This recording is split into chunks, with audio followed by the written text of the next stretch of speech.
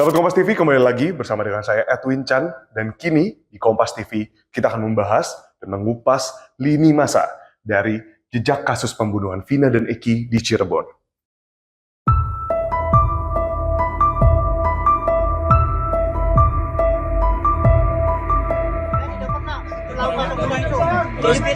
Saya rela mati.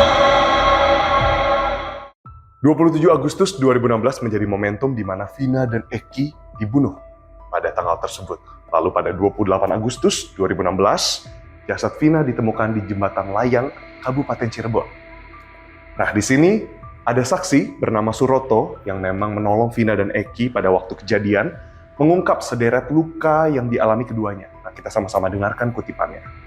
Saya langsung fokus ke perempuan. Karena dia minta tolong tuh. Iya deh, aku bilang sabar ya, mobilnya lagi meluncur ke sini, nanti dibawa ke rumah sakit. No. Iya tolong. Gak lama kemudian mobil itu datang, baru kita evakuasi ke rumah sakit Gunung Jati. Dari waktu kejadian sahabat Kompas TV, 8 dari 11 orang ditangkap pada 31 September 2016. Ini sejumlah inisial dari 8 orang tersebut. Dan kasus ini bergulir, ditindak dan diproses. Kemudian pada 26 Mei 2017, 7 pelaku divonis seumur hidup dan 1 pelaku divonis 8 tahun penjara. Mengapa yang satu ini berbeda?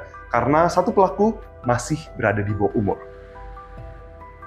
8 tahun bergulir sahabat Kompas TV dari kasus kejadian pembunuhan Vina, dan yang membuat Indonesia kembali membicarakan tentang kasus tersebut adalah karena munculnya film ini. Film Vina Sebelum 7 Hari, karya sutradara Anggi Umbara. Di sini netizen ikut berkomentar tentang viralnya film ini. Di sini ada komentar plus dan minus dari film ini katanya, tapi memang mancing perdebatan.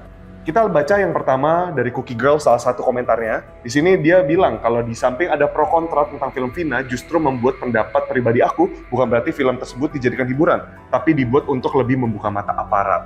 Nah, sedangkan yang berikutnya ada juga bilang ke saudara dan teman untuk buat nggak usah nonton film ini, jadi memberikan penolakan. Tapi ada juga yang bilang kalau ini menerangkan kasus ini supaya aparat dapat bekerja lebih giat lagi. Nah, berlanjut berikutnya, akhirnya dari film ini muncul, di sini Polda Jawa Barat merilis 3 pelaku yang masih buron. Tadi kan kita sebutkan 8 dari 11. Nah, 3 orang ini adalah Dani, lalu ada Peggy alias Peron, dan juga Andi. Kemudian di sini juga kita lihat dari perspektif keluarga Vina. Di sini keluarga Vina menemui pengacara Hotman Paris dan berharap bahwa 3 DPO dari kasus pembunuhan Vina dan Eki ini dapat segera ditangkap. Kita lihat dari perspektif ayah Eki di sini. Nah, ayah Eki ini yang merupakan Ibtu Rudiana juga ikut buka suara, sahabat Kompas TV. Di sini Ibtu Rudiana menyebutkan bahwa saya tidak diam, saya terus berupaya kerjasama dengan Reskrim. Terbukti beberapa kami amankan dan sisanya sedang kami perjuangkan.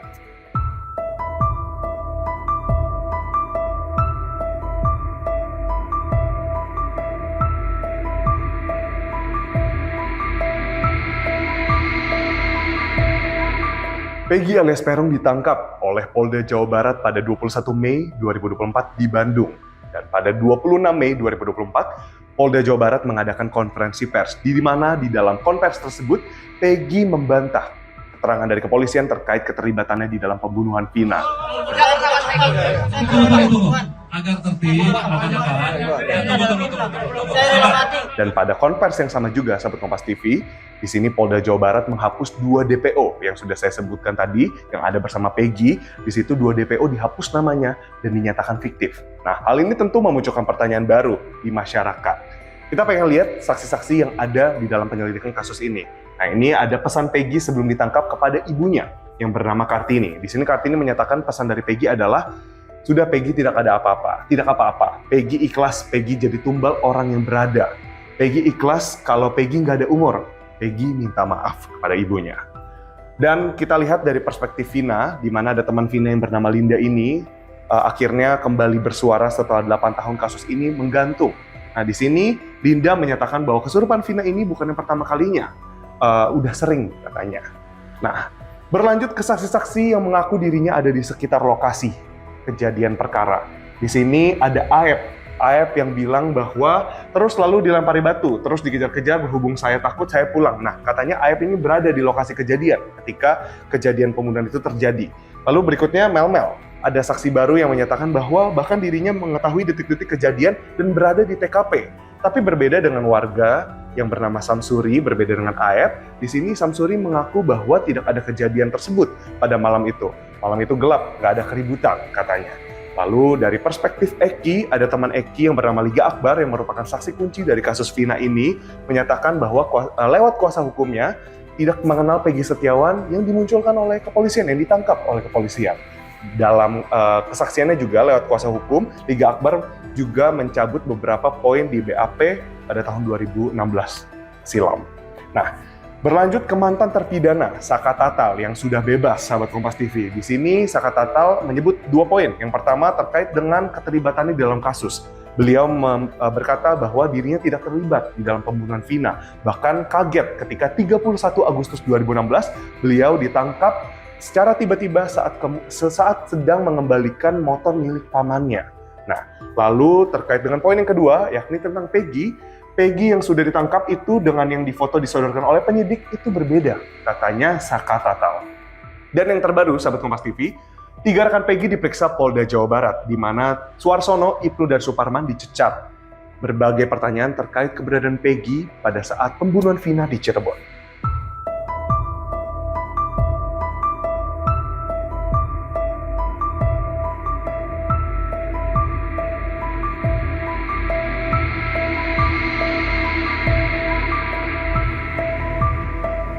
Kasus Vina Cirebon terus bergulir, sahabat Kompas TV. Para rekonstruksi pun telah dilakukan. Polda Jawa Barat membuka hotline bagi masyarakat umum untuk melaporkan jika mengetahui ada informasi terbaru terkait dengan kasus pembunuhan Vina pada hotline ini. Lalu, Ibtu Rudiana selaku ayah Eki juga sempat diperiksa oleh Paminal Mabes Polri. Sedangkan tersangka Peggy Setiawan sempat menjalani tes psikologi dan juga tes poligraf atau tes pengecekan kebohongan. Nah, di sini Peggy dan juga ada beberapa saksi lainnya. Dari saksi-saksi yang sudah saya jelaskan, sahabat Kompas TV, sedari tadi sudah ada 68 saksi yang diperiksa oleh kepolisian yang diharapkan dapat mengungkap kasus Vina. Kita sama-sama menunggu jalannya sidang pra-peradilan Peggy Setiawan di Pengadilan Negeri Bandung yang akan dilaksanakan secara terbuka pada 24 Juni 2024. Kita sama-sama nantikan ya. Nah, saya cenderung ini lebih dari unprofesional.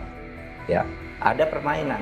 Seperti ini polisi harus betul-betul bergerak keras, cepat mengungkap kasus ini supaya jangan liar nanti hipotesis-hipotesis yang terjadi sekarang. Sungguh kasus ini bukan hanya menjadi perhatian di masyarakat tapi juga bagi tokoh-tokoh publik. Nah, salah satunya adalah Deddy Mulyadi yang merupakan ex-Bupati Purwakarta. Dalam kanal YouTube pribadinya, di sini Deddy sempat terjun langsung dan mewawancarai beberapa pihak di lapangan untuk mengungkap kasus Vina ini lebih lanjut.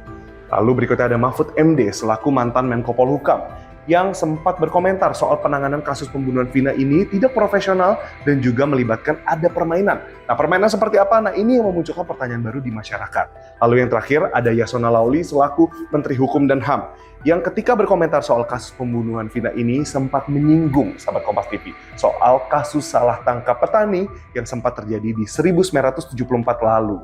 Nah, tapi meski demikian, Yasona juga berharap bahwa kasus pembunuhan Vina ini dapat diusut tuntas secepat-cepatnya.